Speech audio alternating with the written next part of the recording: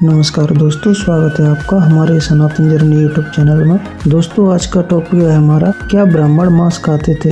तो जी हाँ दोस्तों, ब्राह्मण मांस खाते थे और असल में देखा जाए तो ब्राह्मणों ने ही गाय का मांस खाना सब लोगों को सिखाया है। तो दोस्तों अब यह बात सुनकर आपके दिमाग में बहुत सारे क्वेश्चन स्टार्ट हो गए होंगे कि आप किस आधार पर कह सकते हैं कि ब्राह्मण मांस खाते थे और ब्राह्मणों ने ही मांस खाना सिखाया है।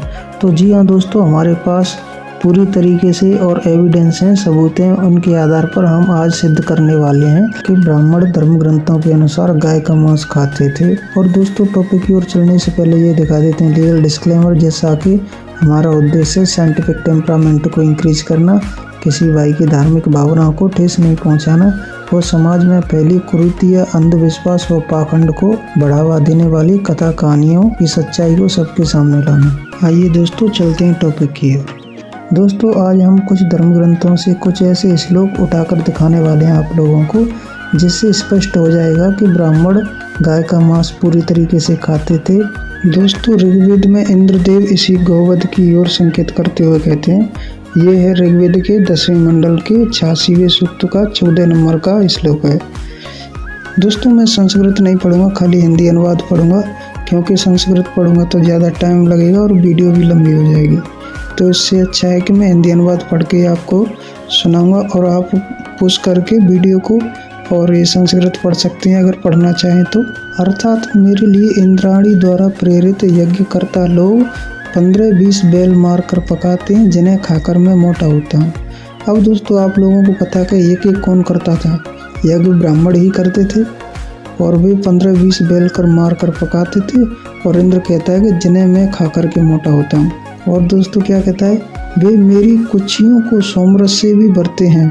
दोस्तों ऋग्वेद के मंडल 10 सूक्त 89 मंत्र 14 से स्पष्ट होता है कि गौ हत्या एक ऐसी मामूली सी बात थी जो बातचीत में उपमा के तौर पर भी इसका प्रयोग होता था।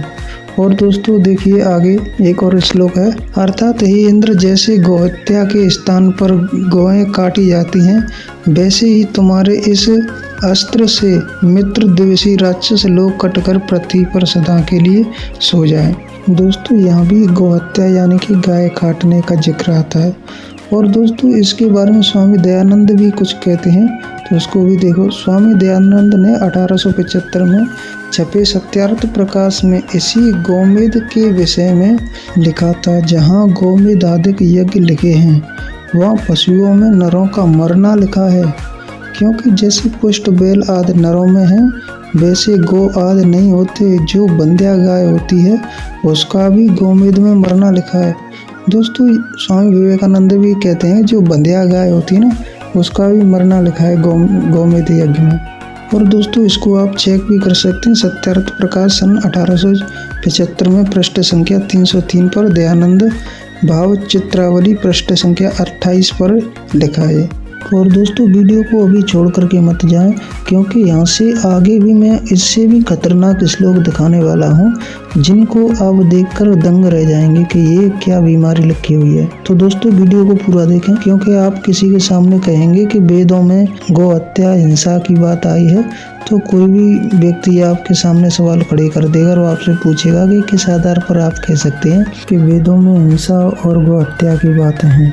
आइए दोस्तों और एक और पुस्तक में देखते हैं, जो पुस्तक है मुकुंदी लाल जी ने अपनी पुस्तक काउ स्लॉटर्स हंस ऑफ ए डायलेमा के पृष्ठ संख्या 18 पर लिखा है, प्राचीन भारत में समारोहों में गौओं को मारना शुभ माना जाता था। देख लीजिए दोस्तों, जो गौएं थी उनको मारना शुभ माना जाता था प्राचीन भारत में। और क्या लिखते हैं कि दूल्हा और दुल्हन वेदी के सामने लाल बैल की कच्ची खाल पर बैठते थे।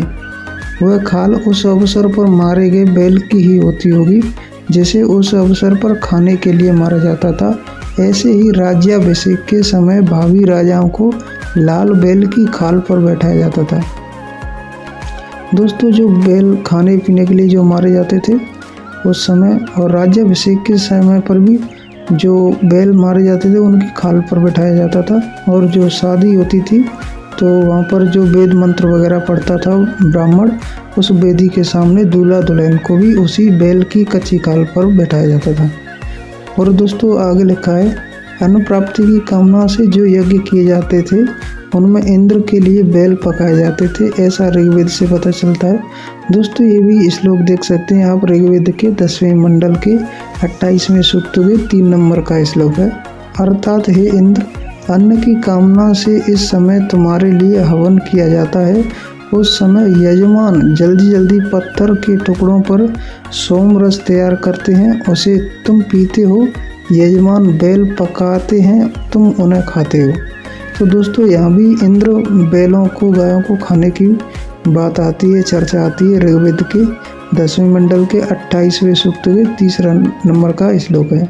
और दोस्तों आगे बहुत कुछ दिखाने वाला हूँ, तो बने रहें वीडियो में। दोस्तों यह ऋग्वेद के 9वें मंडल के 4थे सूक्त के प्रथम मंत्र में जो भाष्यकार है उत्तानिका में चारों वेदों के भाष्यकार सायण ने लिखा है।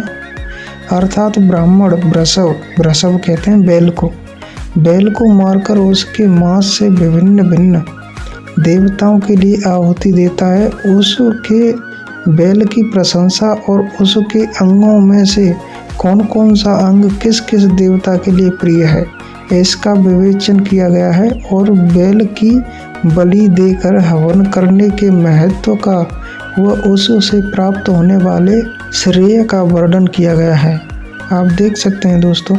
और दोस्तों शायद इसीलिए आधुनिक युग के प्रसिद्ध हिंदू धर्म प्रचारक स्वामी विवेकानंद ने कहा था, आपको यह जानकर हैरानी होगी कि प्राचीन कर्मकांड के मुताबिक वह अच्छा हिंदू नहीं है जो गौमांस नहीं खाता हो। उसे कुछ निश्चित अवसरों पर बैल की बलि देकर मांस अवश्य खाना चाहिए। देखें the complete works of Swami Vivekananda जिल्द 3 पृष्ठ संख्या 536। इसी पुस्तक में पृष्ठ 174 पर स्वामी विवेकानंद ने कहा है, भारत में एक ऐसा समय भी रहा है जब बिना गौमांस खाए कोई ब्राह्मण नहीं रह सकता था। दोस्तों अब ये तो कोई और नहीं, ये तो खुद ही ब्राह्मण है जो स्वामी विवेकानंद है, जिसने तो बहुत प्रचार किया था ब्राह्मण धर्म का। तो दोस्तों इसकी बात को तो कोई नहीं नकार सकता, इसकी पुस्तक में भी लिखा है और इन्होंने उदाहरण देकर की सारी चीज़ें बताई हैं। तो दोस्तों इससे स्पष्ट होता है कि प्राचीन समय जो ब्राह्मण सब मांस खाते थे और अधिकतर देखा जाए तो ब्राह्मण ही यज्ञ हवन किया करते थे और यज्ञ हवनों के नाम पर गायों को काटकर खाने का काम ब्राह्मण ही करते थे।